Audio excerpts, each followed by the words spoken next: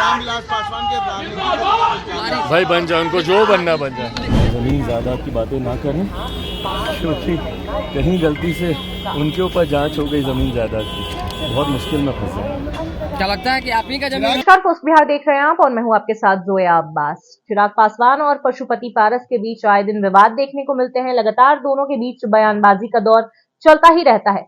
वहीं बीते दिनों पशुपति पारस का एक बयान निकलकर सामने आया था, जिसमें उन्होंने साफ तौर से ये कहा था कि रामविलास पासवान के संपत्ति के उत्तराधिकारी चिराग पासवान हो सकते हैं, लेकिन राजनीतिक उत्तराधिकारी तो मैं ही हूं।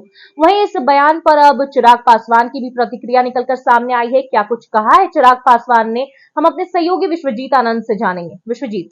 जोया, देखिए, चिराग पासवान और पशुपति पारस के बीच जो विवाद छिड़ा है, उस वक्त छिड़ा जब रामविलास पासवान की मृत्यु हो गई। उसके बाद पार्टी का बंटवारा हो गया और अलग अलग जनसभाओं में, अलग अलग बयानों में पशुपति पारस लगातार यह कहते आ रहे हैं कि राजनीतिक रूप से वो पार्टी के उत्तराधिकारी हैं, रामविलास पासवान के उत्तराधिकारी हैं, लेकिन संपत्ति के उत्तराधिकारी चिराग पासवान हो सकते हैं। और इसी का खंडन किया चिराग पासवान ने। पहले चिराग पासवान की उस बयान को आप सुन लें कि चिराग पासवान ने क्या कुछ कहा है। रामविलास पासवान के राजनीति भाई बन जाए, उनको जो बनना बन जाए।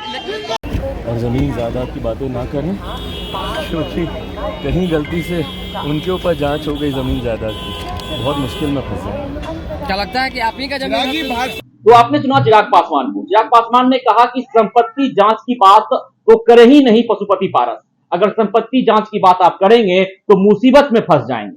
दरअसल बीते दिनों पशुपति पारस ने कहा था कि राजनीतिक रूप से उत्तराधिकारी वो हैं रामविलास पासवान के, इसलिए वो हैं क्योंकि उन्होंने साफ तौर पर खंडन किया कि 1969 में जब रामविलास पासवान ने चुनावी सफर की शुरुआत की तो अलौली विधानसभा सीट से उन्होंने अपना सफर शुरू किया और जीत कर आए। और जब 1977 में वो सांसद चुने गए तो अलौली सीट को उन्होंने छोड़ दिया और रामविलास पासवान के कहने पे पशुपति पारस ने वहां से चुनाव लड़ा और चुनाव जीते।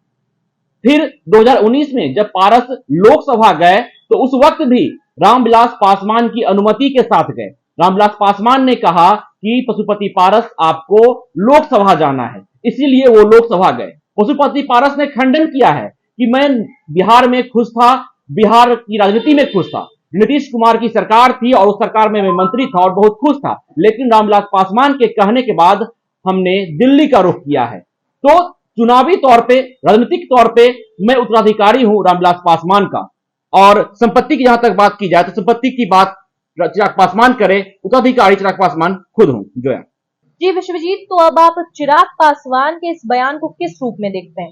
देखिए जो है, जिस तरह चिराग पासवान आज पटना पहुंचे, उन्होंने बयान दिया कि मुसीबत में फंस जाएंगे पशुपति पारस, तो साफ तौर पे चिराग पासवान के इस बयान से नजर आता है कि चिराग पासवान तो संपत्ति की बात कर रहे हैं और बता रहे हैं इशारों में कि संपत्ति के हकदार तो वो खुद हैं ही, और राजनीतिक रूप से उत्तराधिकारी भी चिराग पासवान ही है रामविलास पासवान के। पशुपति पारस लाख कह ले कि संपत्ति के उत्तराधिकारी चिराग पासवान हो सकते हैं, लेकिन राजनीतिक रूप से उत्तराधिकारी वो खुद हैं। लेकिन चिराग पासवान का कहना है कि दोनों ही उत्तराधिकारी हम खुद हैं, क्योंकि हम उनके बेटे हैं। तो साफ तौर पर चिराग पासवान का कहना है। बयान भी आपको मैंने सुना दिया, पहले हमारी जो जनता देख रही है वो भी सुनी कि चिराग पासवान क्या कुछ कर रहे हैं। लेकिन इशारों चिराग पासवान ने कहा है कि संपत्ति के उत्तराधिकारी तो हम हैं ही, और राजनीतिक रूप से भी रामविलास पासवान उत्तराधिकारी हम खुद हैं।